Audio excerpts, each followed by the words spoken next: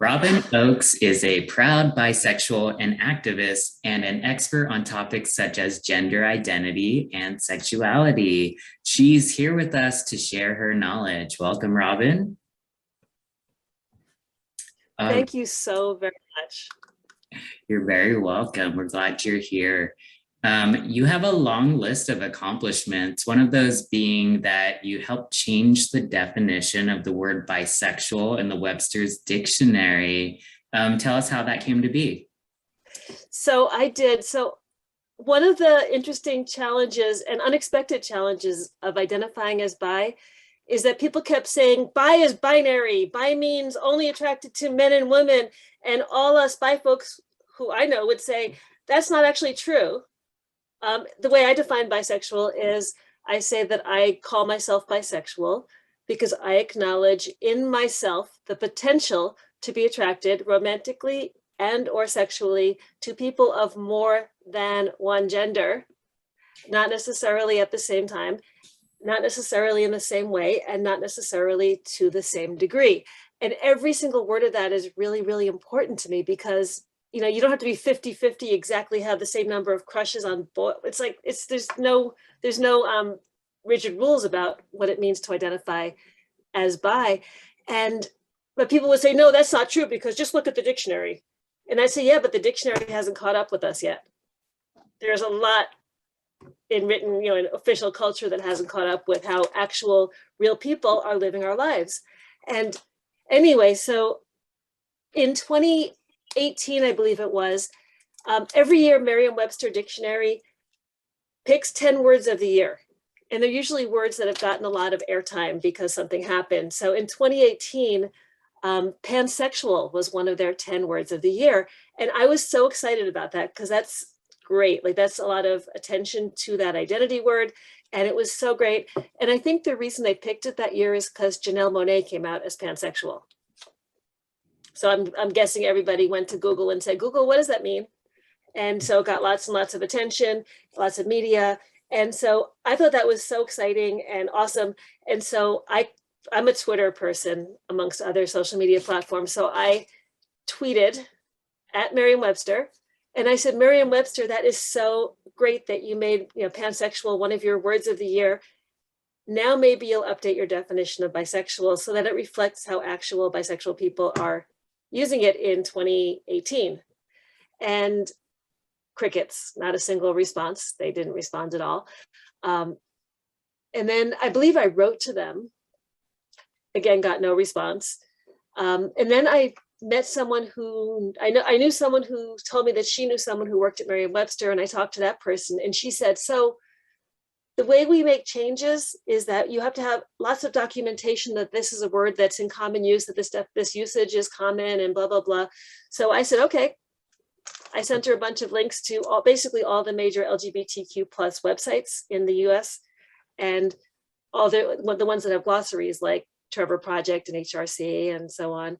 And I said, look, all these definitions do not look like yours. Excellent. Anyway, no response. No response. The next year, I believe it was 2019, Merriam-Webster made the pronoun they its word of the year. And again, that was so wonderful because again, it's just such an opportunity to educate people, to get the word out. I was super excited. And I tweeted at Merriam-Webster, you'll never guess what I said. Yes, I said exactly that. Hey, Merriam-Webster, I'm so glad that you made they your word of the year. Now maybe you'll update your definition of bisexual so that it reflects how actual bisexual people are using it in 2019. Same response, I'm guessing. The same, no response. Yeah.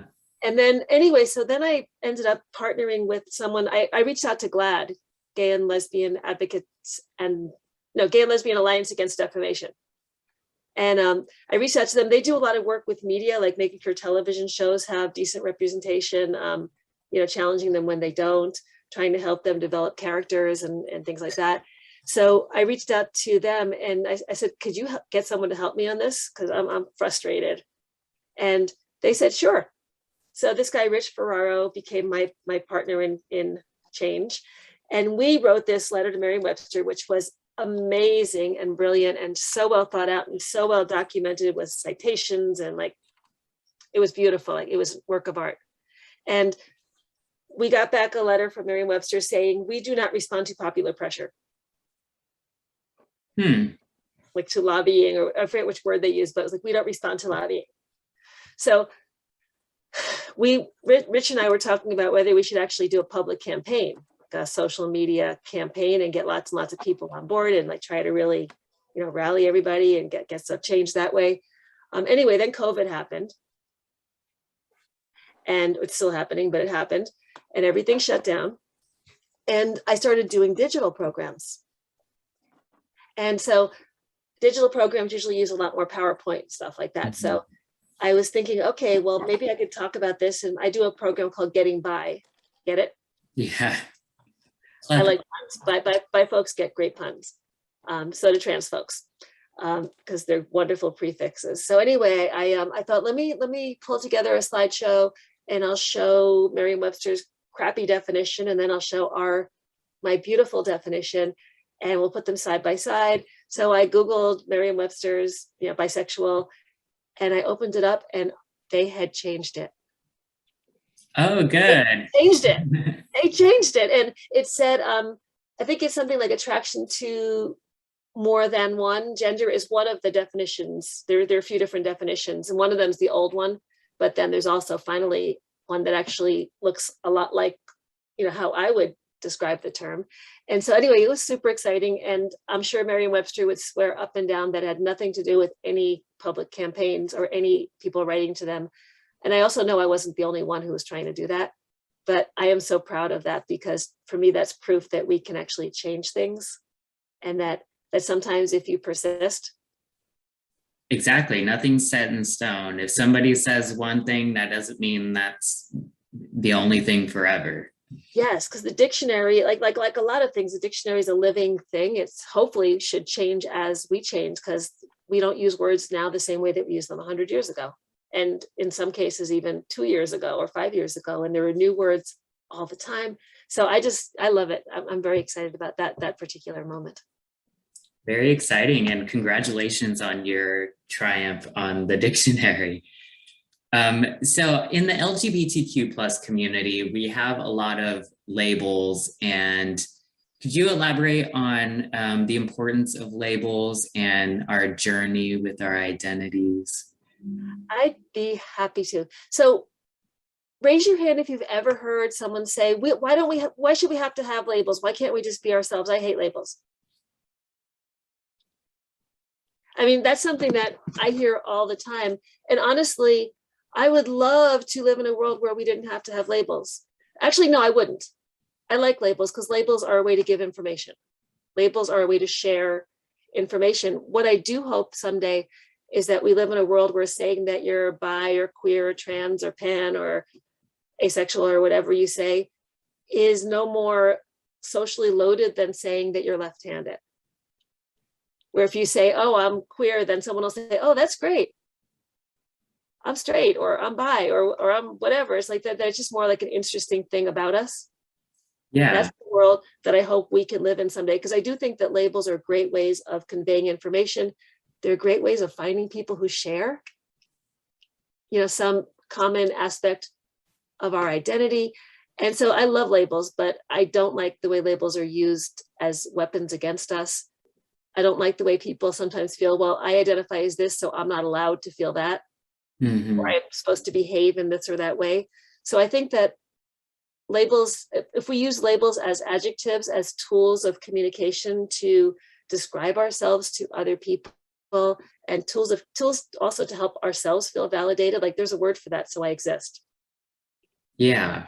And I'm not the only one who is having this particular experience and using this particular word. I think that labels are absolutely amazing. And I also think that we're still nowhere near a world where everybody knows that all these different identities exist. And so we have a lot of educating to do before we get to the point where they don't really matter very much. Right now, they matter a lot. And I think that they're just such powerful tools for education.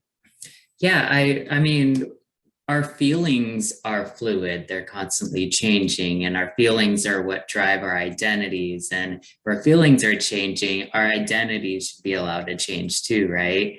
So I feel like these labels, even though we don't want to be, put into a box, the labels are really there to help educate people that don't understand those feelings.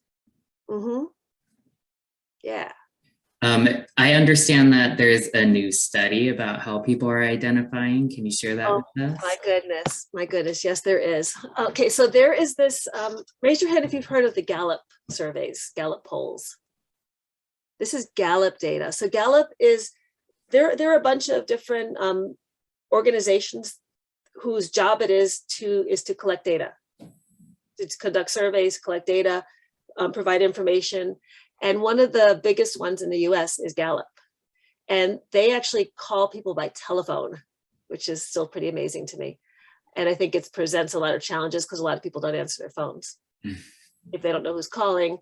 Anyway, so they in 2012 added a question to their questionnaire. And by the way, when they call people, they say, like, how many adult children live in your home? How many automobiles do you have? How many, like, they'll ask tons and tons of questions.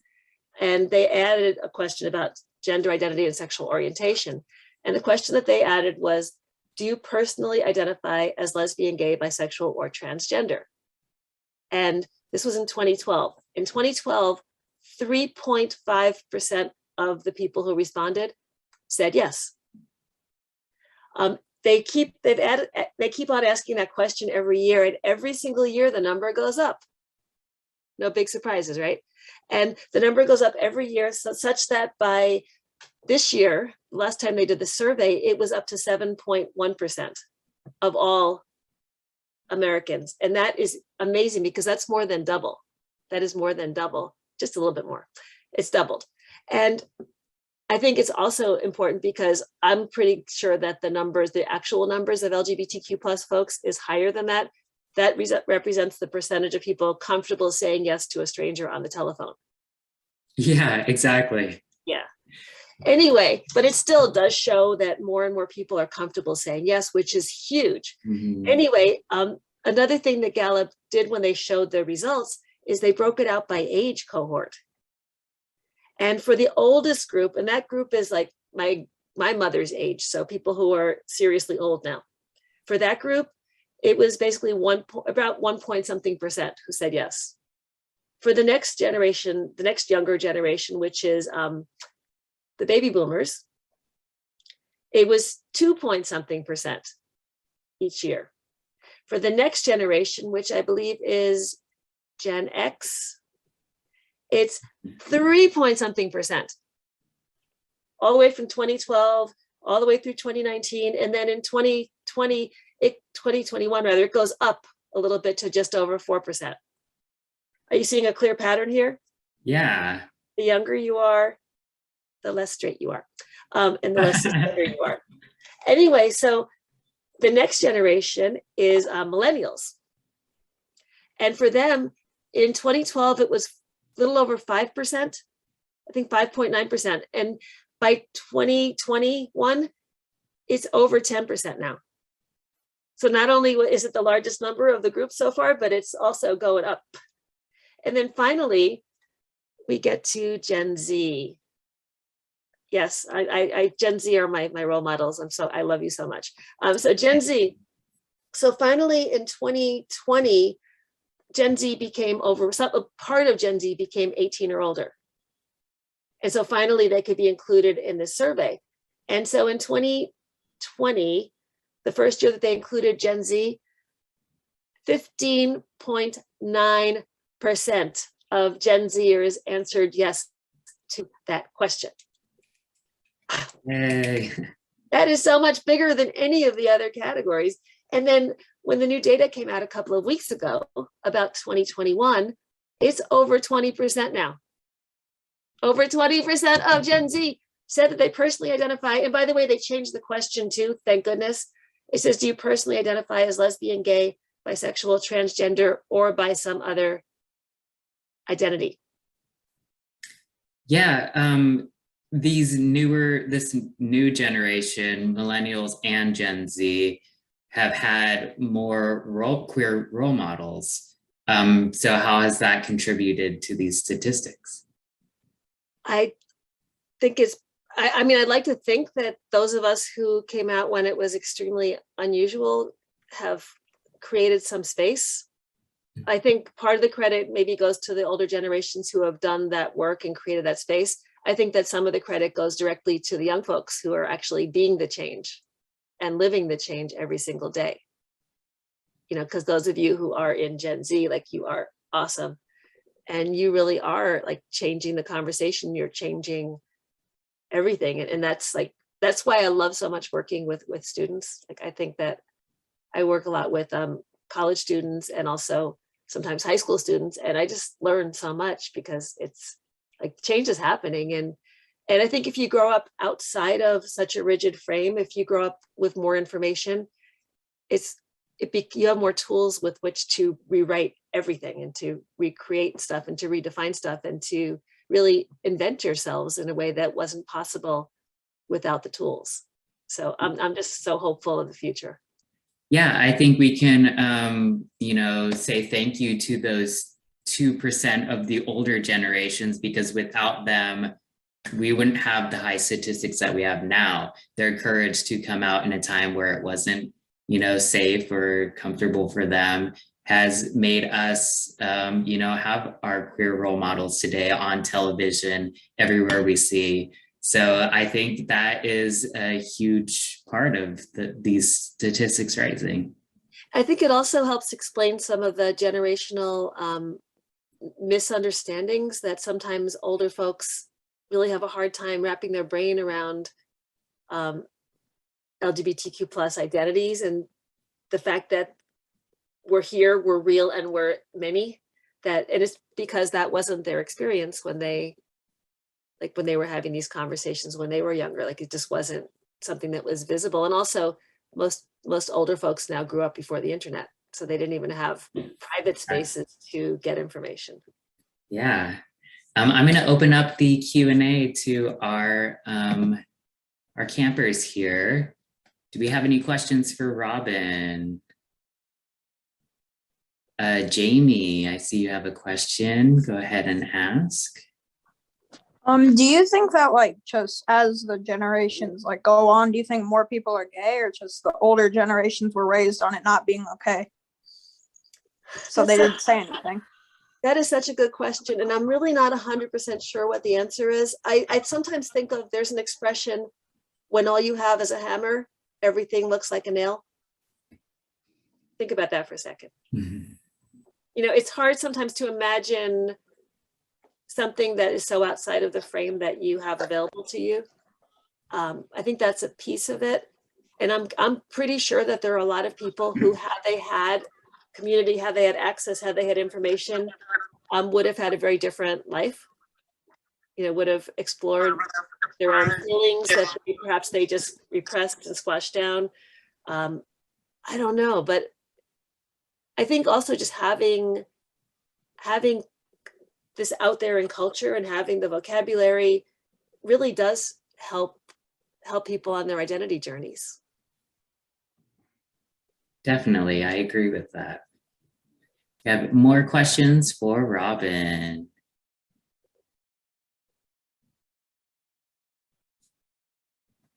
Or comments. Or comments or stories. Don't be shy. Teach me. DeCameron, go ahead, DeCameron.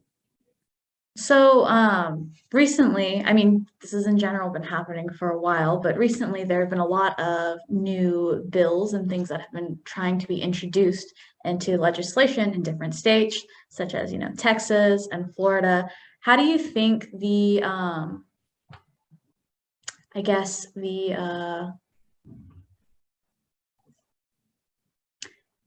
influx of these is going to affect either future openness to contribute to these types of cold call interview type data? And also, do you think this is going to create a bit of a shift in terms of the dissemination of information, considering that there are attempts to kind of repress it? Well, It's a loaded question. No, it's a really, really great question. And I think that they're extremely naive to think that by making legislation, they're going to be able to stop the ocean from flowing, because the ocean is flowing, or the river, or whatever metaphor you want to use there. I think that the reason that all these laws are happening right now is because we have made a lot of progress. And one of the things that I've learned over time is that when profound change happens, then there's backlash. And people try to pull back some of our progress. They can do damage. They can do us harm, but I don't think that they can stop the ocean from oceaning. Like, I think that ultimately we will prevail. I think that people, younger folks, like you can't turn it back. You can squash it, try to squash it, but you can't turn it back, and it's going to keep on happening. And I think ultimately we are on the side of history. Like, history is on our side. Demographics are on our side. Like, as older folks cease to exist and younger folks become older, and then there are new younger folks, I think that the change is going to keep happening, and that the cultural shifts will continue to move in our direction. That said, I think we have a lot of work to do, because the short-term harm that these laws can do and the damage that they can do to individual people and families is unacceptable. Like, it's completely unacceptable. But I also think that they're being very naive to think that they actually can stop us, because they can't. They cannot stop us. I mean, history has proven it. Decades of activism, we've overcome so much, and like you said, you can't turn back time on that. You can't undo all of that work. Yeah, and technology. Like, the technology now is such that even if you tell someone that they can't talk about LGBTQ stuff in like some stupid school in stupid Texas, to some smart students, even if they say that, there's still the internet. The internet's still out there. Like, people are not going to not get information. Like, there's, even in the most repressive, backwards places, most people, not everybody, but most people still have access to the technologies that will help them get the support that they need. And so, yeah, and I feel like, can't stop us. Sorry, I didn't mean to interrupt, but I feel like if you're a queer person looking for answers and they're not giving it to you in school, you're going to look where you can find it. And the internet is such a wonderful place to find those answers. You're looking in the right places. We have HRC, we have GLAAD, we have all of these organizations, the Trevor Project. So yeah, they can try to make these laws, but I don't think they're quite smart on making these laws, that's for sure. Do we have any more questions? Last call, Nisha. Oh, Nisha, we can't hear you. It happens a lot. I turned off my mic, but I actually had a few questions written down, but like I had to pull them up and my phone died on me, so yeah. What do you think, like personally, like are the most common misconceptions about like the community, I guess? About the community. And the like community? Yeah. Like I guess the LGBTQ community in general, or like gender identity and such. Okay, so I mean, I think that there's so much. There is so much that people don't know. And one of the challenges, I think, is that our educational systems have not and continue not to give us some very basic information that would help us understand things better. For example, in the difference between like the words sex, gender identity, and gender expression. In some of my speaking engagements to college students, I'll say, how many of you learned about those terms through your high school curriculum? And most people don't, most people say, no, not me. And I'm thinking, wow, like those are some really basic building blocks of understanding things. And, you know, the fact that, you know, sex is embodied in your physical body, that gender is our understandings of ourselves, as man or woman or non-binary or gender fluid or agender or etc. Like that gender identity exists in our minds, not our physical bodies, and that gender identity also, I think, exists in society because it's also a cultural idea. And like that, and that gender expression is how you perform or costume yourself to show what you're trying to show, right? To show whatever feels comfortable for you. And like the fact that people don't know that those are different things, and the fact that in our culture we use the word sex and gender as though they were one word and they meant the same thing. I think that's what makes it hard for people to imagine people who are trans. That's what makes it hard for people to imagine people who are non-binary, because they don't have the building blocks that you need to understand. And it's so simple, right? It is so simple. I could explain it to a stranger in about 3 minutes, but people don't have that information. In terms of sexual orientation, I think we are part of a culture that is so deeply ambivalent about sex. Like on one hand, sex is everywhere and we are so heavily sexualized, and sex is used to sell every kind of product, from hamburgers to cars to soap to deodorant, whatever. Sex, like, and we're also taught that how sexy you can make yourself is how valuable you are. Like we're taught a lot of messages about sex, that that's the measure of your value and stuff like that. But on the other hand, we are so uncomfortable with the subject as a culture. Like, don't talk about it. Don't say anything to teenagers about it. Like, come on. Like, it's just so, it's so damaging. And I think that our mixed messages about sex and sexuality also really make it hard for people to understand LGBTQ plus folks. And sometimes when they think of us, they think about sex. We're talking about identity, but they're hearing sex. Yeah. And that also gets in the way of us seeing us clearly and as full, wonderful, you know, beautiful humans. So I think that those are just some of the many things. And also just people don't have the terminology in general. They don't know really there are some people who don't know the difference between gay and trans. Like they just don't have this basic information. So I think we have a lot of educating to do. We have a lot of work to do in terms of trying to educate people. But I really believe that if we can get this basic information out there into the world, maybe it's posting all kinds of informational things on your social media. If you're on social media, like just keep on posting some basic things that you think, well, sure, everybody should know that, but everybody might not know that. And I bet you everybody doesn't. I was just actually, this high school in Boston she just shared with me this wonderful image. So what they do on their bulletin board at school, they have this display board, and it's little doorways. And on the outside, it'll say a word like gay or non-binary or genderqueer or pansexual or whatever. And you open it up, and inside a student has written a definition of like what that word means for them. And I thought that's awesome, because that also means that somebody could kind of go up to that hallway when there aren't a lot of people around and get information. And like look inside those little doorways and do things like that. But I think that the more we can educate, the better, because never overestimate how ignorant people can be. And again, and it's not their fault. It's not their fault what they weren't taught. Just have friendly conversations with your neighbor, with your friend, with anybody who will listen. Just have respectful, kind conversations, and that's going to move things forward. Yeah, and that said, not everybody has to be an educator all the time. Like that's not a job that is, you're not on call 24/7. Yeah. Like that's not your job.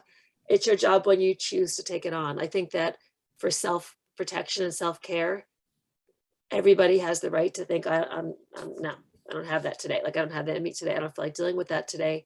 I have other things to think about. Like, I don't think that everybody needs to do all the work all the time. Mm-hmm. That's not sustainable. But when you have it, when you have the energy, when you like feel like, oh, I can go around here, like then that's a great time to jump in and, just kind of give good information. Very good. And on that note, we are out of time. It was so good to have you. You're so smart. And we hope to see you around more. We'll be looking out for, all of that wonderful education that you have for us, if you're feeling like it. So follow Robyn, Robyn Ochs, Robyn Ochs on Twitter, on Instagram. And thank you so much for being here, Robyn. Thank you so much. And you're just so wonderful, all of you. I just love looking at your beautiful faces. Have a wonderful day. Bye. Thank you.